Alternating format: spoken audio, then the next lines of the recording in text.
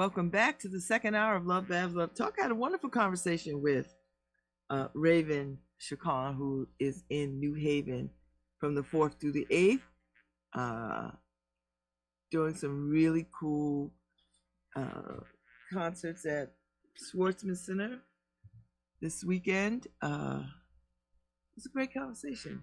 First Indigenous Pulitzer Prize winner in music.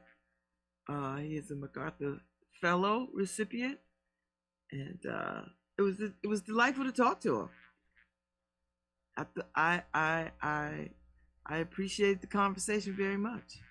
So if you missed it, you can always go back and check it out because things are uploaded and they live forever in the cloud on these internet streets. So feel free to go back and listen at a later date if you want. So anyway, it's Friday in the Elm. After I get off here, I go to the gym. I got some things I got to do today, but that's what it is. That's what's happening. So I was reading. I guess this is how I know people are not very bright. So police man poured lighter fluid trying to ignite the police headquarters. Do you see that big ass cinder block building and you just got lighter fluid for a cinder block building that you are trying to burn? What are you trying to burn down exactly? Like, what is it were you trying to do? So you're trying to burn down a cinder block building with lighter fluid? You know what? You should just get thrown in jail just for stupidity alone. Like, not the fact that you tried to burn down the building, the fact that you tried to burn down the cinder block building with lighter fluid. Like, you should just be locked the hell up for that stupidity. Don't, you know what? Just don't pass go. Don't get $200. Nothing. Just go sit in a cell for a little while and contemplate your being. I know that is so not lawyerly or whatever, but I don't know how do you. I don't know how do you.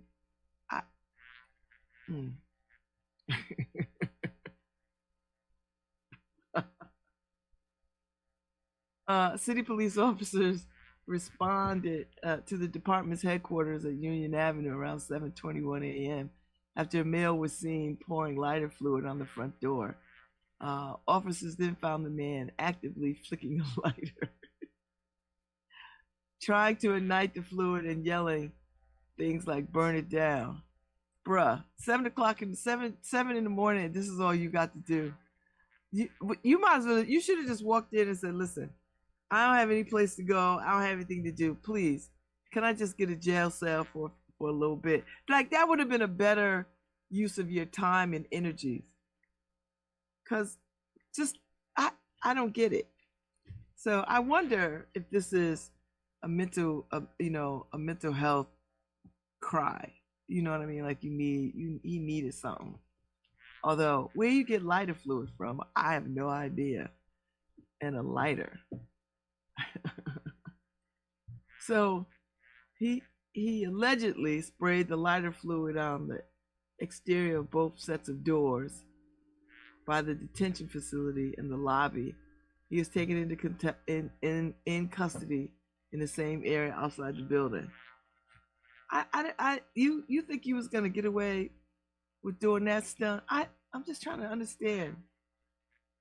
And I guess it didn't light or whatever. I mean, they pulled a firearm on him, told him to get off the ground, get on the ground.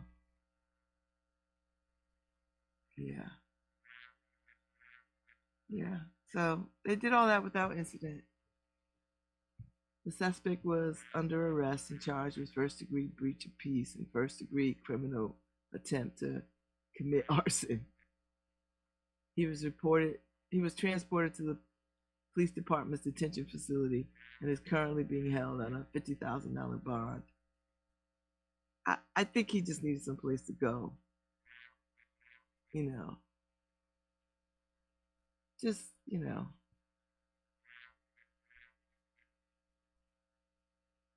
he just needed some place to go. I have some sympathy for that. I'm glad nobody was harmed, but I just think when you do that kind of stuff, you know, the good thing is I think he wanted to be caught because you go to the police station and do it. How long do you think they was gonna just watch you do that before they came out there? That's number one. Number two, he picked the police department because I think he wanted to be locked up. That's a cry for help. He didn't go to a school or hospital or any of that. He picked the police department. So I don't know what to say. People do all kinds of things. There's a new soup kitchen in the Hill. New soup kitchen. I don't know where in the Hill though. Let me see where. Jerome Hauser Jr., Diamond Tree, Zelinda Clark, Tony Evans, and Reverend William Mathis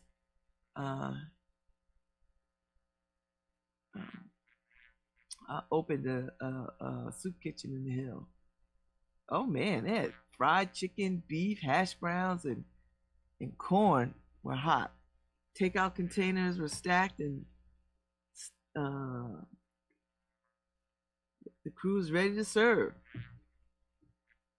Encouragement, giving out warm food and encouragement at 33 Lamberton Street, an office building for the Spring of Life Giving Water Church that now serves as the latest outpost for the community soup kitchen.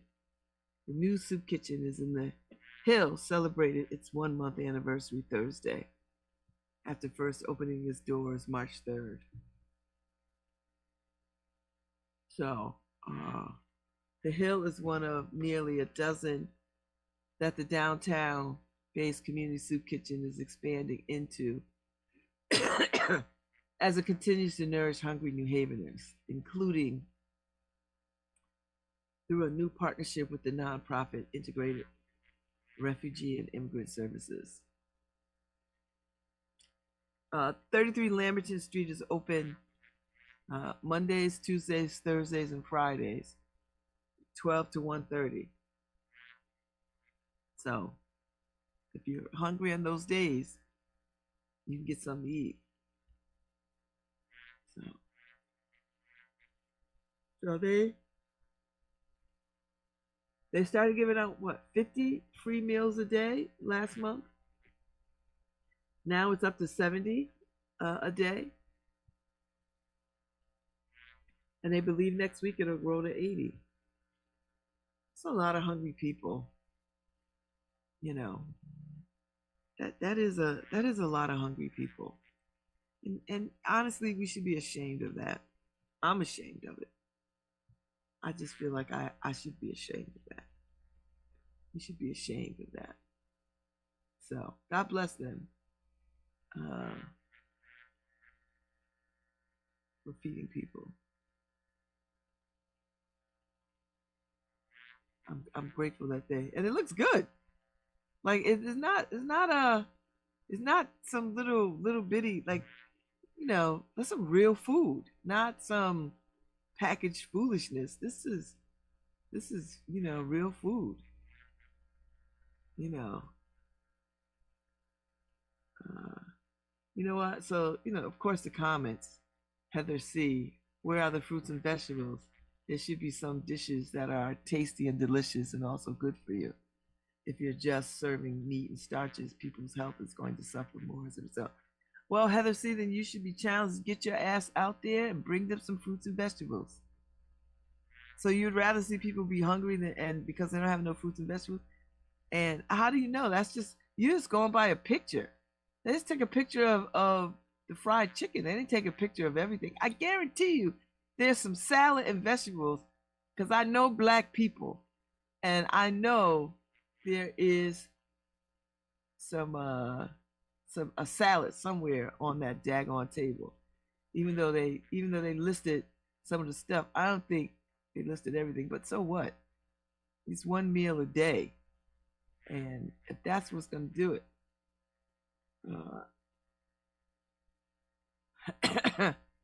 Yes, see, thank you, Hill resident. I hear you, Heather, only because there's no rumbling in my stomach from hunger to block the sound of your voice. Your comments are generally on point and show great compassion, but that is missing here.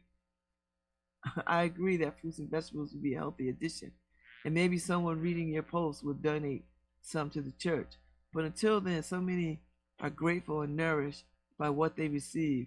Like what Mr. Davis said, whatever you can get that the Lord blesses you with is a favorite food. I intend to contact Reverend Mathis and find out if I can contribute some vegetables. But don't let the perfect be the enemy of the good. Thank you, Hill resident.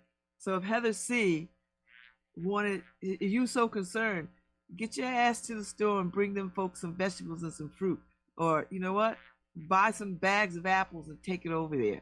Like you just announcing something, but you're not putting no action to nothing. Shout out to the Hill, Beaver Hill Trill. Shout out to the Hill for continually stepping up and doing good in this city. If only the city had treated the Hill the same way and moved the methadone program out of that area in Long Wharf. Okay. Well, where would you like it to go? You can't say move it and then don't offer no location. So if they build it, they will come. This is what the leaders of New Haven want. More poor people coming to New Haven to get those steady, to join those already here. City Yankee, you're a City Yankee too. You're a fool. And that makes no sense.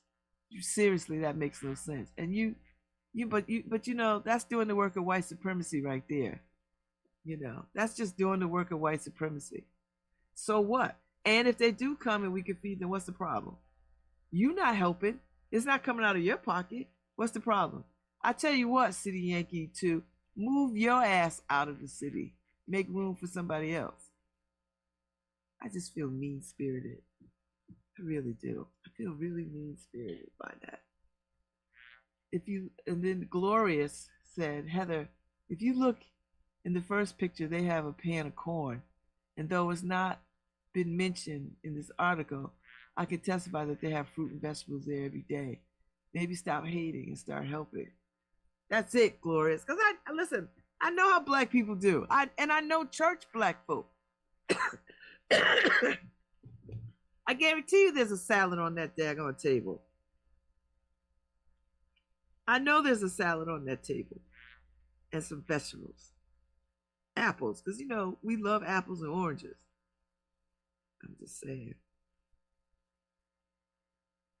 Just, you know, I think people like to complain for the sake of complaining. You know, making these ridiculous observations.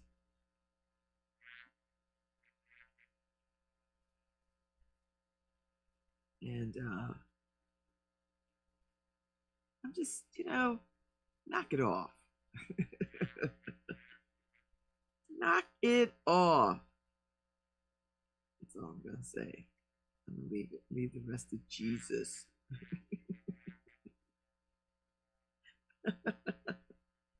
I'm gonna leave it to Jesus.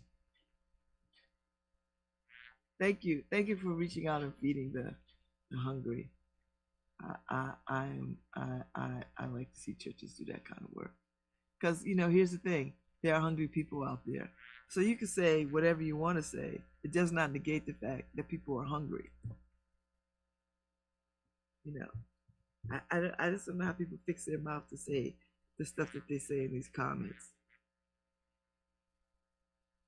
You know, they're just gonna have to fix themselves to say it. But that's on them. I don't got another dog in that fight. I'm gonna tell you right now. I'm gonna tell you right now. So I find it unconscionable that people are hungry. I just can't abide it. It's just one of those things. You know. I just can't abide it. So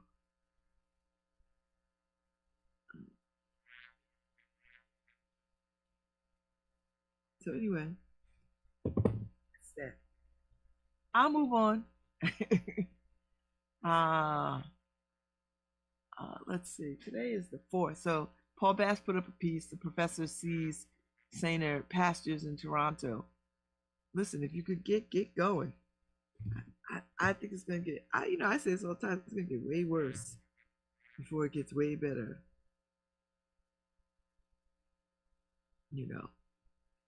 This is gonna get way worse, and we've got to brace ourselves. So, well, I'll tell you what. Some of y'all got to brace yourselves.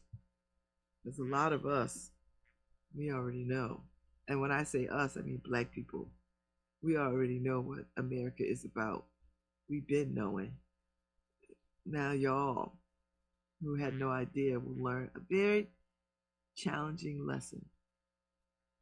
Very challenging lesson. That is going to probably change your life. That's what it is. That is what it is.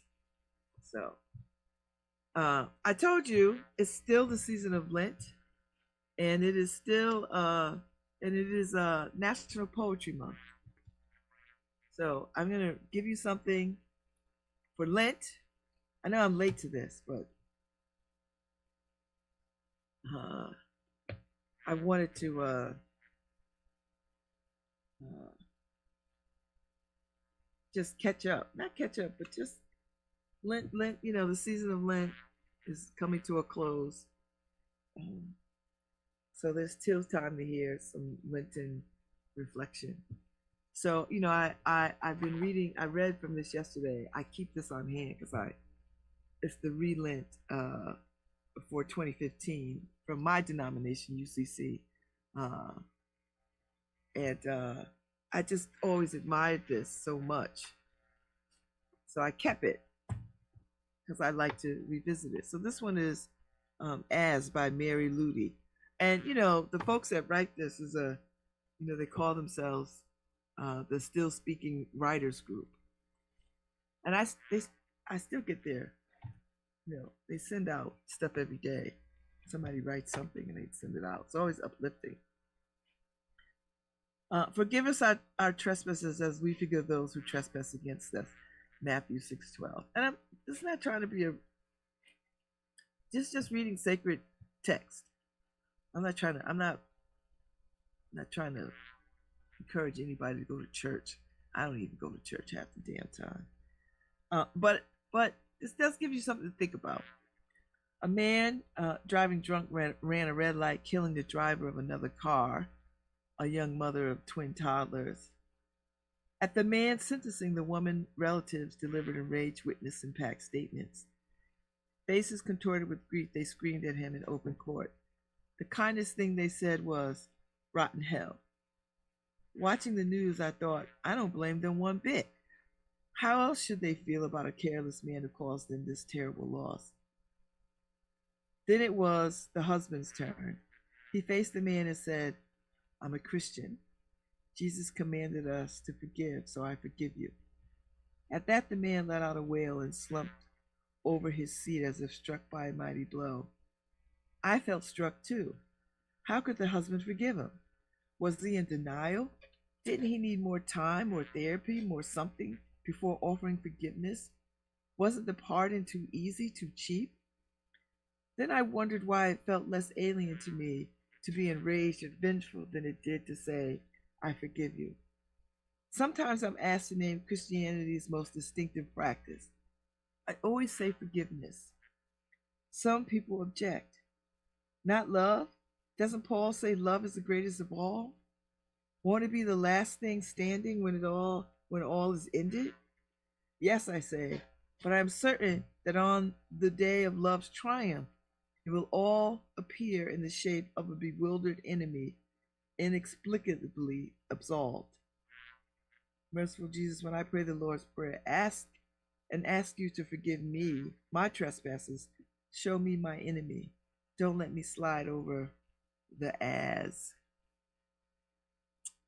So just think about it. I'm not a big forgiveness person, so y'all know that.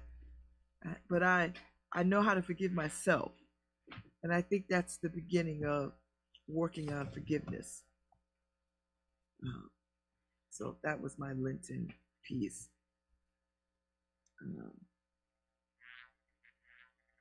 And so I've been roaming in the space of Wanda Coleman, her Wicked Enchantment selected poems, edited and introduced by Terrence Hayes.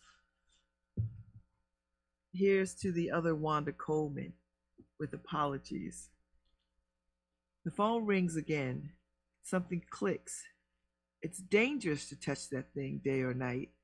The sudden heaviness of breath, a hiss, a piercing, bitch. His voice gone, leaves a terrible resonant anger. She shudders. Why all this? Why me? What have I done? This is the shit. Why don't they get us straight? I'm me and she's she. She writes. I write. She's black, I'm black. But other than that, we're nothing alike. And while in the same place at just about the same time, we never met. Dreaded moment. My name called from the podium. We both stand. Double bubblegum. Dear world, we know who's who. When will you? She's had hers disconnected. I love it. American Sonnet number 3. Fair, splay, pay. The stuff myths are made of. Cum grano salis. The thoughts become things, words, weapons. Who gives the African violet the right to bloom? Rain the right to be wet? Who permits the moon to draw menses? I protest this tyranny of ghosts, who reign in the world of letters, would-be betters. In actuality, pseudo-intellectuals with suck holes for brains, so dense, even when the light goes on, they're still in the dark. Today, I protest the color of the sky. That is not the color of my skin. I just love her because there's so much elegance, so much badassery, and so much hood underneath it, like hood. I love it. It just tingles me. Tingles me. American Sonnet number 5. And I'll probably get in trouble for I'm reading this. These are not my words. These are Wanda Coleman's words. Rusted, busted, dusted. The spurious chain of plebeian events. Ain't your mama, Aunt Jemima on the pancake box? Which shows who to claim the largest number of homicides, the largest number of deaths by cancer, the largest number of institutionalized men, the largest number of single female heads of household, the largest number of crimes of possession, the largest number of functionally insane, the largest number of consumers of dark rum, largely preoccupied with perfecting plans of escape. See you later, alligator, after a while, crocodile, after supper, motherfucker. See what you see? How beautiful that is. It's just so delicious. It's so elegant and so hood. Do you know what I mean? It's so elegant and so hood. And it exists on this page together. It is intertwined. And this is why I love this work so much. It's so beautiful. And I'm probably not doing it any justice by reading it. Do you know what I mean? So, I've got time to read a couple of more. Notes of a Cultural Terrorist 2. After the war begins, the war goes on. I'm a soldier. Look at my boots, soles worn from seeking work, from hours at unemployment lines. Call me a civilian casualty. The war to feed children, the war to clothe their backs, the war to meet the rent, the war to keep the gas tank full, the war to end the calculated madness, keeping the poor poor. What happens to a war deferred? Does it implode? Does it repress aggression? ravaged the collective soul? There's rioting now. I see the blaze, red smoking rise. The city burns. People are looting, taking things, all the excess denied them, crimes of possession, to have, without the onus of color or fear of rejection. Children carry racks of clothes. Women push shopping carts brimming with food. Men favor liquor stores and gun shops. But what we need is revolution, bloodless or otherwise. We must go deeper than lust gratified in one spontaneous, torrid upsurge of rage. I am a soldier. Look at my hair. Fallen out under stress, the many hours unappreciated on the job, not even a decent chair. Call me collateral damage. And when all the foreign battles are won, will we who battle here at home have our day in democracy's sun? I am laying on the gurney in the hallway. There aren't enough beds. He's been here with me for hours, and we came late last night. And they still haven't been able to tell us anything. They wanted money up front before they even talked to us. Luckily, we had assistance, but still had to borrow from Mama to make the cash co-payment. The pain is real bad and I'm thirsty, but they said not to drink anything, nothing by my mouth, and we had to wait forever just to get this far.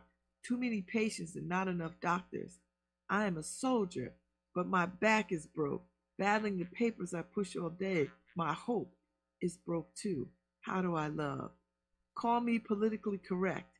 We sat in the bar in the late afternoon trying to figure out where all the men had gone, the ones that weren't dead or in jail, who loved women, the ones who weren't junkies, weren't alcoholics, weren't already married, the ones love our color. And one sister took a tall swig and said she'd be satisfied if she lived to see her refrigerator full just once before she departs this planet. What happens to a war deferred? Does it seep down into the skin a rash, or discontent to erupt again and again? I am a soldier. That I live is a lie. No one stares because no one cares, grasping for a nip of pleasure, a toke of sanity. Call me a victim of victims. The cuffs are tight. I can feel them rubbing against my wrist behind my back. We've taken out to the squad car in front of all the neighbors. The kids stare at us. They know we were different all along. We didn't belong in this hood. He's angry. He wants to know who ratted. I can feel anything but numb. They shove him into the back first, and then I climb in behind him. It's a short drive to the precinct. We're broke. We'll have to borrow money for bail. We're about to find out who our real friends are. Whatever you do, don't look me too long in the eyes. I love it. And the last one I think I'll read before I make my way into the weekend. Thank y'all for tuning in. I appreciate y'all greatly. Thank y'all for the rewatch on the other side. We could have made it if I were flat and you were round. You slept on your left side and I on my right. You had the eyes of an iguana. I had the lips of a rose. You had been born under Libra. I had been born the year of the tiger. If you were the lock and I the fathomless creature of your depths, if your touch were as soft as your eyes, my flesh were as hard as my heart. I licked the salt from your neck and you licked the salt from my wound. You were my monkey, I were your Jones. If you were taller, I were brighter skinned. I'm telling you, it's very elegant and very hood. I love it. I love it. So, the last American sonnet. To take the outer skin in, rehumanize it, is swallowing the dourness of an unremitting scorn, an unstoppable cruelty, the exploited ambition of pricey looks, stealing meat off the bone, is to know grief, my unnaming tongue. It reaches for its lyric, the mother of all pain, to birth, to know, this ugly end, an abandoned stillborn, blued around his eyes, and bodily bruised, found buried in a dumpster beneath the rages of an unsung life, is to know I must survive myself. I love it. So good. So good. I'm going to be deep diving into Wanda Coleman's work. It's edited and introduced by Terrence Hayes. So he pulled all the things from all her books, and it's so good. The New York Times, the Washington Post, and the Irish Times, one of the year's best. And they would be right. They would be right. And I bought this book, but I didn't deep dive into it until now. Because I just like having poetry books on hand. And I read some of it when I was in Possible Future. But I bought it. It came out in 2021. I bought it, and I just had to have it. And I made a point of wanting to know more about Wanda Coleman. This is such a beautiful gift. So have a good weekend, beautiful people. Get out there and do some stuff. Today, the rest of the afternoon is going to be lovely, probably the loveliest of all weekends. So, but if you don't care about the weather, the whole weekend is yours. So I will see y'all back on Monday. I think I have a guest on Monday. Let me just let you know before I break camp. Yes, I have Ify is coming on to talk about wellness kinds of things. So she'll be on 10:15 on Monday, and you'll hear more about it. So have a good weekend. And Doreen, thank you so much for riding shotgun all week, doing a fabulous job. And Harry, enjoy the rest of your vacation, and I'll see you on Monday. All right, bye for now.